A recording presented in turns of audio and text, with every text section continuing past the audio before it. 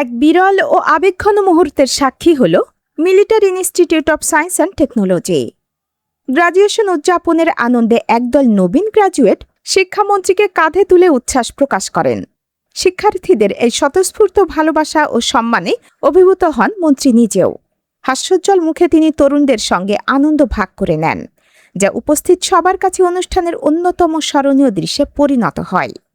10 June বুধবার অনুষ্ঠিত missed graduation night 2026 নবীন গ্রাজুয়েটদের জীবনের জন্য এক গুরুত্বপূর্ণ মাইলফলকের উদযাপনের আয়োজন ছিল।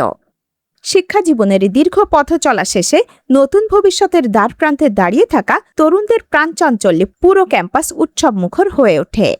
অনুষ্ঠানে সামরিক ও বেসামরিক উচ্চপদস্থ কর্মকর্তাদের উপস্থিতি আয়োজনকে আরও মর্যাদাপূর্ণ করে তোলে। সাংস্কৃতিক পর্বে দেশাত্মবোধক ও অনুপ্রেরণামূলক গান পরিবেশন করেন শিক্ষার্থীরা।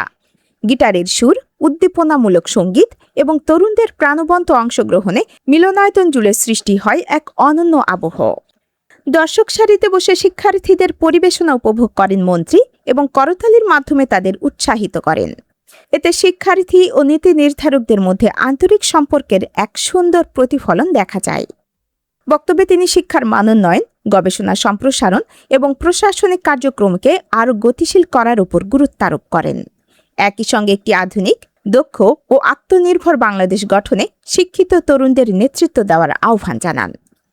আনন্দ, অর্জন ও ভবিষ্যতের স্বপ্নে ভরপুর এই আয়োজন প্রমাণ করেছে শিক্ষা শুধু ডিগ্রি অর্জনের বিষয় নয়, এটি প্রজন্ম ও নেতৃত্বের মধ্যে আস্থা, শ্রদ্ধা এবং পারস্পরিক সম্পৃক্ততারও এক শক্তিশালী বন্ধন।